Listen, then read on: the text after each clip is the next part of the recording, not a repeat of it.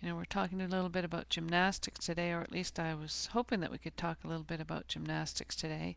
And there's the classic gymnastic, 3 trot rails, cross rail, vertical oxer. That's your classic gymnastic, right?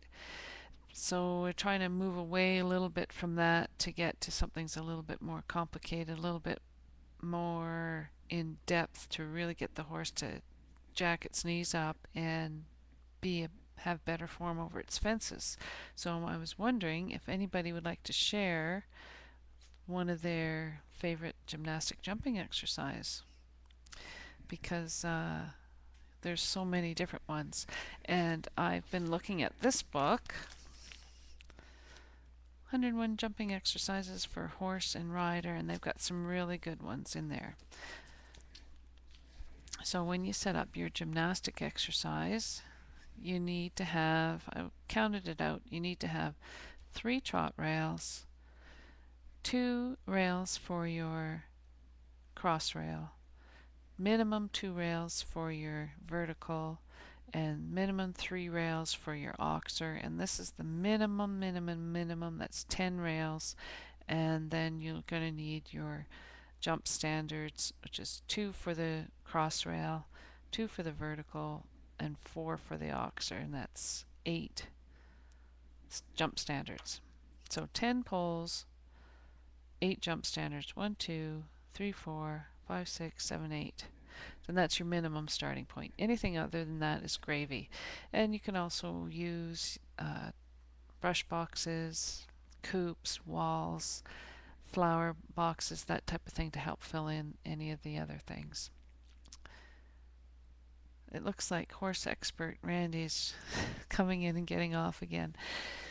So trot rails should be 3.5 to 4.5 feet, and that depends on the stride of the horse. A lot of people say size of the horse, but you know, you can have a 16-hand horse. I know I've got a 16-hand horse that has a short stride, and you can also have a pony that has a really long stride too. So it depends on the stride length of the horse and the type of exercise you want to do, the experience of the horse, and the experience of the rider. So those are some things you have to consider before you set up your gymnastics.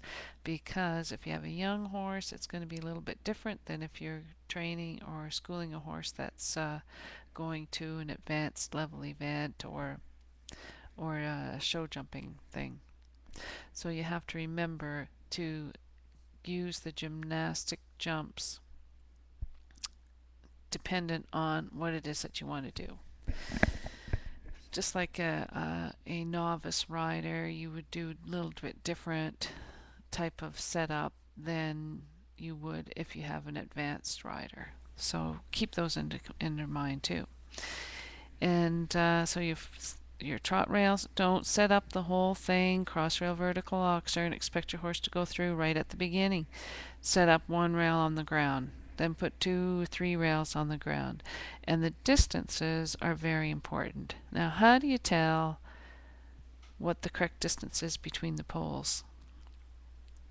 Correct distance is, you know, you say it's approximately 3.5 to 4.5 feet. Well, it depends. So you just have to remember what the distances are.